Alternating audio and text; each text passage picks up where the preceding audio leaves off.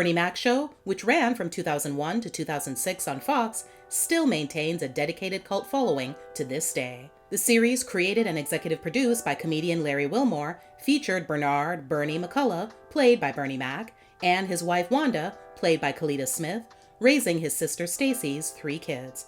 Eldest Vanessa, played by Camille Winbush, middle child Jordan, played by Jeremy Suarez, and youngest Bryana, a.k.a. baby girl, played by Dee Dee Davis. It was also loosely based on Bernie's own life. Larry was struck with the inspiration for the Bernie Mac Show while executive producing for another Fox show, The PJs. I was watching this show called 1900 House, where they have cameras in the house and people had to act like it was 1900.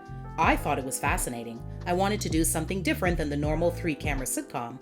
I thought it might be interesting to do a show where it seemed like we were eavesdropping on the family rather than having the action pushed at us. Then I saw Kings of Comedy, and I was really struck by Bernie's attitude and his jokes. I thought this would be an interesting story to put in this framework. It's about this guy whose sister is on drugs, and he has to take care of her kids. I developed it a little bit and pitched it to Bernie. He loved it. Fun fact, Bernie didn't want to use his own name in the show. Since we know now that is what happened, how did it happen? Well, it was all Larry's doing. I wrote the character as Bernie Mac. He was playing a fictionalized version of himself, like Seinfeld. But Bernie said, no, it really shouldn't be my name. I don't feel comfortable with that. I'm thinking, are you kidding? You have the best fucking name in showbiz, Bernie Mac. Why would we not use that? But I can't just tell him that, because then he'll just resist it. I have to figure out a way to trick him. So I wrote another draft where I made his name Bernie Man instead of Bernie Mac. So every time he was supposed to be saying, Bernie Mac don't do that, he'd have to say Bernie Man. He read that and hated it. It was so hilarious. I said, yeah, you're right. Let's change it back to Bernie Mac. But I chose the worst thing possible on purpose.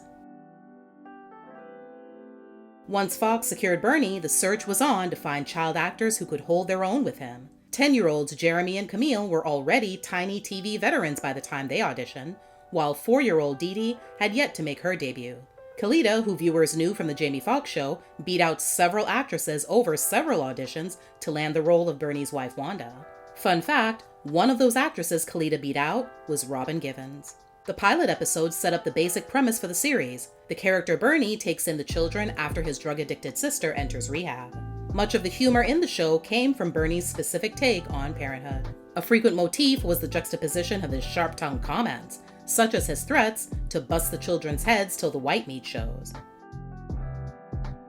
Many of his most emotional scenes occurred in segments in which Bernie, while still in character, broke the fourth wall and talked to the television audience, which he referred to as America.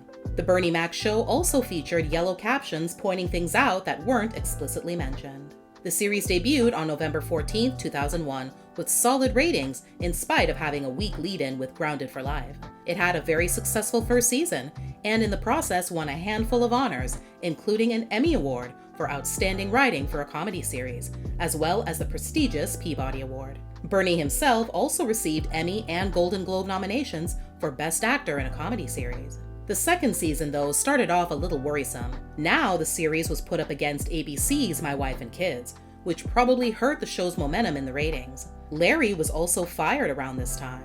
In interviews, he said he was fed up with the network's creative interference with the show, in addition to Fox constantly shuffling it around the schedule. The network contended that it wasn't happy with the show's direction under Larry's guidance. He leaned toward a more dramatic structure. The executives wanted it to be funnier. While the disagreements continued, the network declined to renew his contract. With the Bernie Mac Show's inability to topple My Wife and Kids, Fox eventually aired the show after American Idol. That move resulted in the show receiving its highest ratings ever. After a late start to the third season, the show surprisingly received only mediocre ratings, despite the large ratings of its lead-in, The Simpsons. It returned to its original time slot to start the fourth season, but unfortunately production ended up being shut down a month later due to Bernie's health issues. Things returned to normal that January, but ratings continued to remain low. Despite this fact, the show did secure another season. After 5 seasons, though, and over 100 episodes, Fox announced the cancellation of The Bernie Mac Show. The last episode aired on April 14, 2006. During a 2020 interview by Entertainment Weekly about the history of the show, the cast and crew spoke highly of the energy that Bernie brought to the set. The positivity and inclusivity permeated every corner of the production. Larry stated that Bernie made everyone feel as though they were part of a family. Jeremy added, everybody would do lunch together, which was really unique for a set. Bernie would always order food for his dressing room, but he ordered enough so that anybody who wanted to could come over and eat. It'd be like 25, 30 people from the set having a little get-together in Bernie's dressing room. While Jeremy and Dee Dee would sometimes bicker as a brother and sister would, their relationship grew over time, due in part to Bernie's mentorship. In a sense, his fatherly energy made them come together as on-screen brother and sister. Bernie was also a master prankster and didn't hold back on his colleagues on the set. He wasn't afraid of influencing his younger co-stars to become pranksters in their own right, too. Jeremy explained, I had a pet rat on set. I knew Bernie was really scared of rats, so I'd ball up a little tissue paper in my pocket and I'd pretend like it was the rat. I'd go and touch him with it and he'd yell, "Get off me, boy! You put that thing on me, I'm gonna throw it." He had like a pride thing about making each other laugh. Sometimes we'd be doing our solo shot and then Bernie would be right behind the camera making silly faces at you.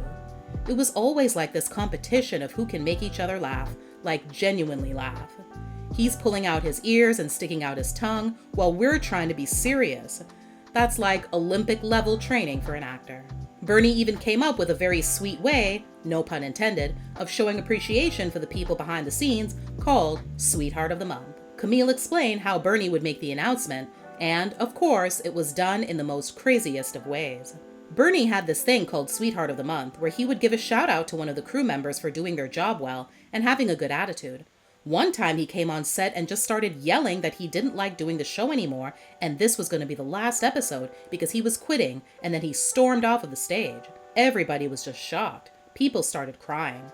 And then a few minutes later, he came back and that was the way he announced the first Sweetheart of the Month, by telling everybody he was quitting the show. It went from tears to laughing with cake.